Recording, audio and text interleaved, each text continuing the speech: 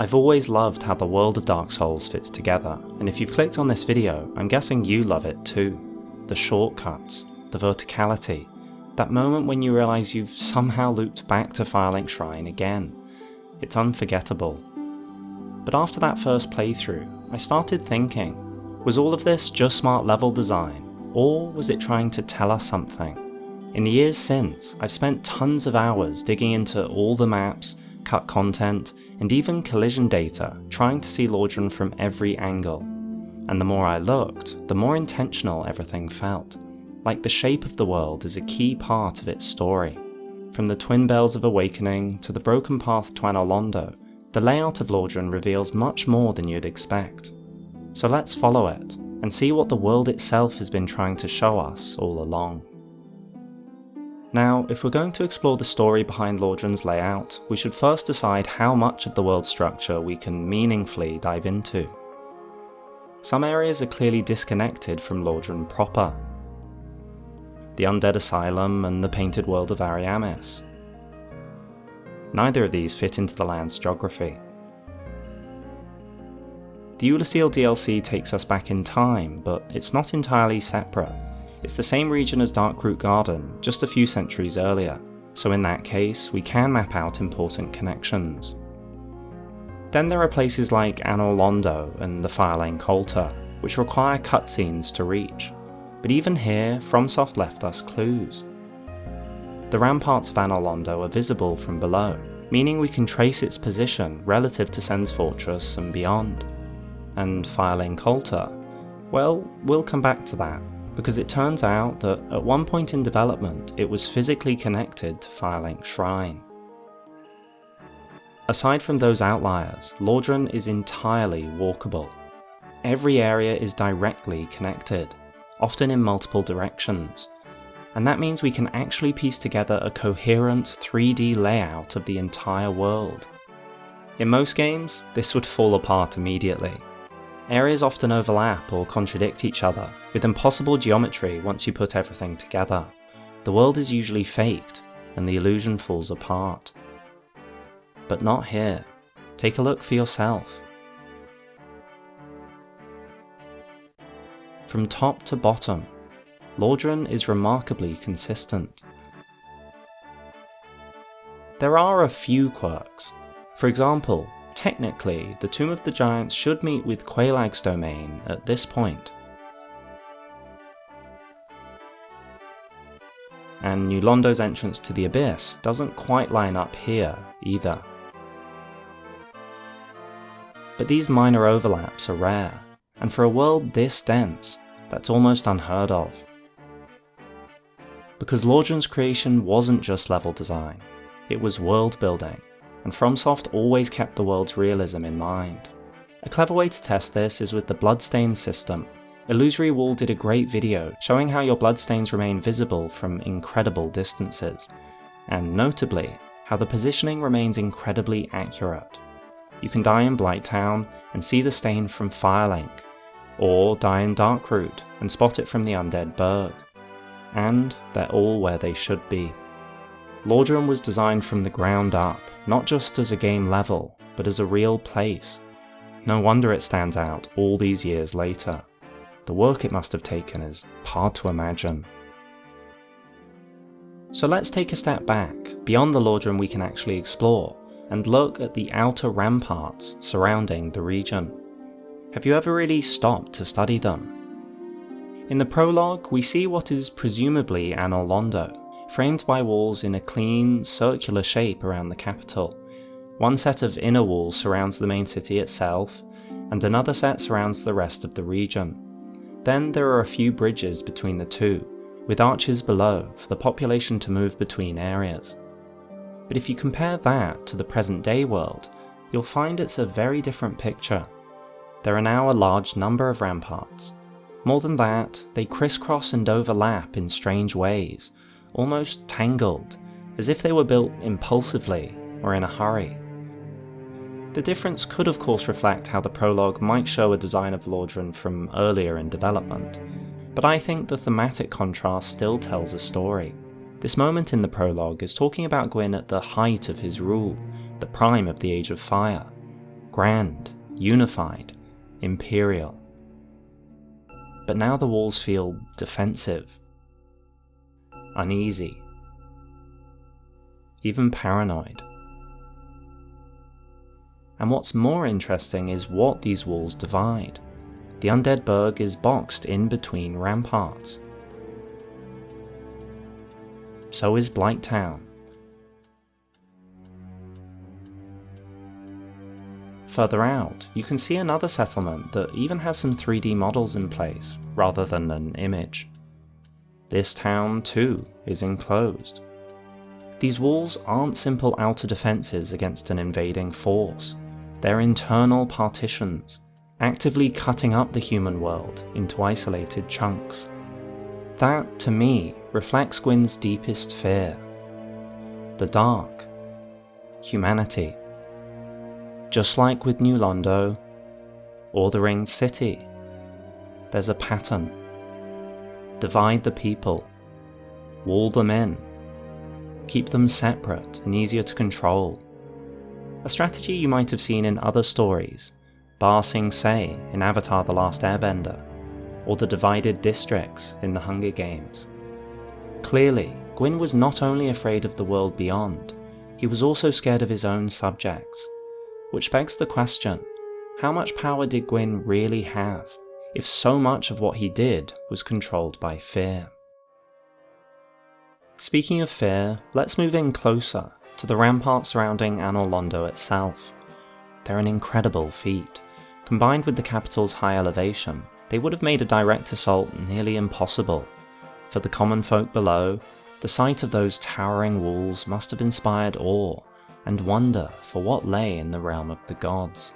At one point in history, it was possible to reach the capital if you proved yourself worthy. In Ulasil, for example, there were ceremonial battles whose victors were awarded with access to Anor Londo. In past videos, we've also explored the idea that Sen's fortress acted as a training ground for Silver Knights, and the Iron Golem was the final trial. As a golem, it could be revived over and over again for that purpose. But in the present day, that system is gone. The only way to reach Anor Londo is being picked up and flown there by 2 Batwing demons. All because the original path has been sealed off. Behind the Iron Golem is a massive blocked entrance, far more fitting and grand than our route now, though I do still love that cutscene. But look, it's been bricked up, not collapsed, not destroyed, sealed, carefully. A deliberate closure, not a last-minute one. It always struck me as strange. Why seal off the only known path to the capital in such a seemingly measured way? After looking at the region's ramparts, this now feels like another example of Gwyn's growing fear. At some point, perhaps he chose to close the gates entirely, to isolate Anor Londo from the outside world, and even from his own kingdom. But one detail I've often wondered about is how this gate would have connected to the city, because the entrance is much lower than the ramparts of Anor Londo. And if you look closely at the collision data of both areas, the entrance is still lower than the building with the lift and the main path through the city. Maybe the tunnel led upwards, maybe it led elsewhere entirely. However, if we look at the same height of the entrance in-game, there's a ledge on the inside of the wall that neatly lines up. And if you step back, you can see that most of the city lies well below the cathedral and this central road. So what if this entrance didn't lead to the gods at all, but instead to a more public part of Anor Londo, the lower districts, the residential outskirts of the city? After all, what we explore in-game is only a fragment of the city, which keeps going far into the distance. In this case, Gwyn would have sealed the entrance to the same effect as his chaotic ramparts, to isolate his people, trying to maintain control. One thing I've often wondered about Lordran's dense, layered world is, in what order did all of this arise? How exactly did the Age of Fire propagate? Did Anor Londo come first, or did its incredible grandeur arise later, once Gwyn's rule had solidified? There's a few ways to explore this, but one fun and surprisingly revealing method is to dig into the game's internal data, especially its naming conventions. Some interesting names are for characters.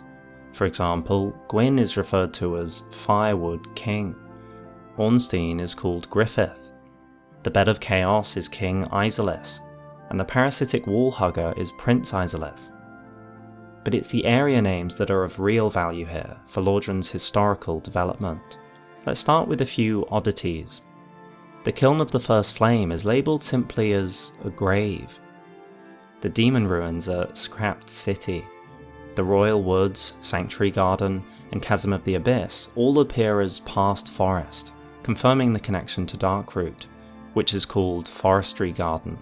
But then there's something even more interesting. Some areas include numbers.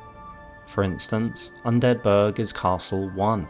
That might sound like internal dev order, and maybe it is, but I think it lines up surprisingly well with the actual progression of the world lore-wise. Take the Undead Burg. It, the parish, and the Lower Burg are all part of Castle 1. Then, Castle 2 is listed as the Depths. That might sound strange, I certainly wouldn't call it a castle, but the lore supports this order. The Key to the Depths states that its inhabitants were banished there from the Burg. The Sewer Chamber Key even suggests it was due to greed. So we can reasonably say the Undead Burg came first, and the Depths developed later as a sort of punishment or exile zone, and the names draw attention to this order. Following this, Tomb of the Giants is called Cemetery 1 for the dark section, and Cemetery 2 for the lit section afterwards. That implies Nito originally rested in the upper tombs, and the tombs were placed there first, and only later withdrew deeper underground. But perhaps the most intriguing detail is Sen's Fortress, which is called King's Castle 1. Instead, it is King's Castle 2 that denotes Anor Londo. I didn't see that coming. Could this mean Gwyn originally ruled from Sen's Fortress? Was this his first stronghold, complete with deadly traps even then? And then, later in his reign, Anor Londo was built, and the gods relocated there. If that's the case, a clear pattern emerges. Gwyn's domain started smaller and more centralised. Over time, it expanded, pushing outwards into new regions, building walls, until he then started sealing doors and fragmenting humanity with more walls. And in that progression, you can almost see Gwyn's arc of ambition, fear, and decline.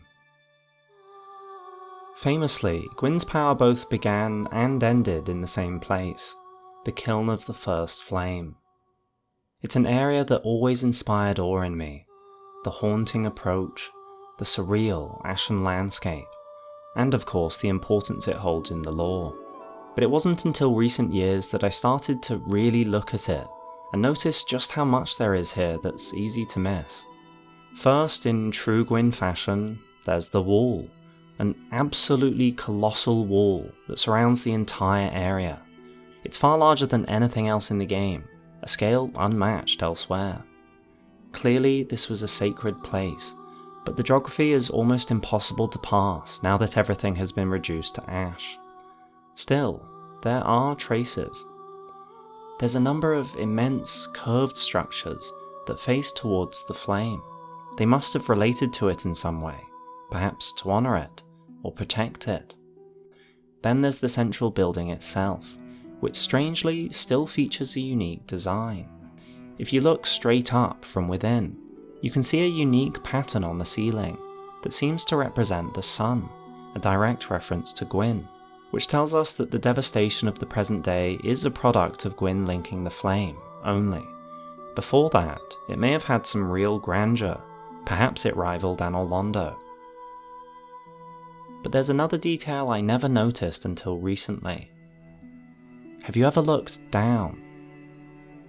The central arena doesn't sit on the ash, it's resting on something wooden. And more than that, its structure feels familiar. To me, it looks remarkably like the base that holds the Lord Vessel. In fact, I bet the Firelink altar was designed in its image. So what does that mean? Well, if the building is resting on a wooden foundation, then maybe this place was once connected to a giant tree, like the Great Hollow, but even bigger. If so, then perhaps these huge curved structures were once braces, supports for that tree, a concept later explored further with Elden Ring and the Halig tree. And if that was the case, it would also explain the ash. Something enormous had to burn to leave behind a wasteland like this, but a giant tree might just have done it. After all, Gwyn's internal name is Firewood King. It's speculation, of course, but it would fit. What do you think? Another detail is in the Firelink altar room. If you didn't already know, during development there was once a plan to reach this room directly from Firelink Shrine, by moving the statue behind where Frampt appears, and if you clip through the wall today, you can still see where that path would have entered. But even beyond cut content, there's something else interesting within the cutscene that plays when you place the Lord Vessel on the altar. There, we see the golden barriers in Lost Izalith, the Tomb of the Giants, and the Duke's Archives disappear. But those areas aren't actually rendered live in the game. Instead, unique copies of a small part of those locations are loaded in as part of the Kiln's map, just outside of the part you can explore. And what's amazing is that even here, in a faked, cutscene only moment, FromSoft still place those copies in roughly accurate positions, relative to where the Kiln sits in the world. The Duke's Archives are way above.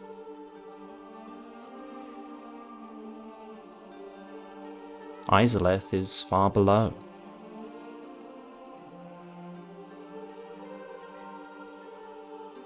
Nito's domain is slightly below and over to the side. And finally, there is Firelink Shrine, which is also shown in the cutscene.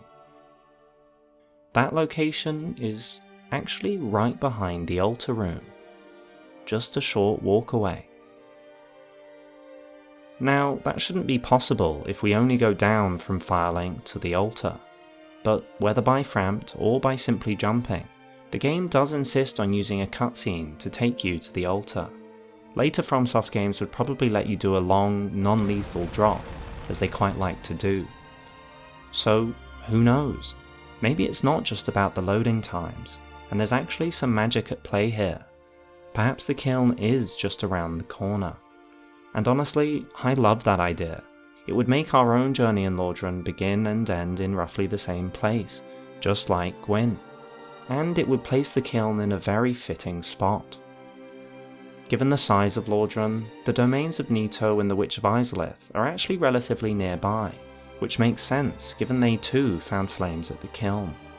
But best of all, if you look up with the collision maps all together, Anor Londo is directly above the first flame. That can't be an accident. I like to think that Gwyn had a secret fireman's pole to slide down whenever he needed to tend to the flame. Totally lore accurate. There's so much more we could explore, and I definitely plan to, but I'll leave it there for now.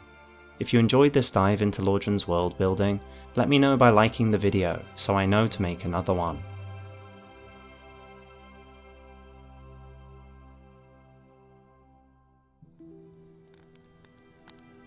If you made it this far, consider supporting the channel and get early access to upcoming releases, feature your own theories on the channel, or even get access to new Lore Before Bed videos ad-free for less than $1. Your support makes content like this possible, so thank you.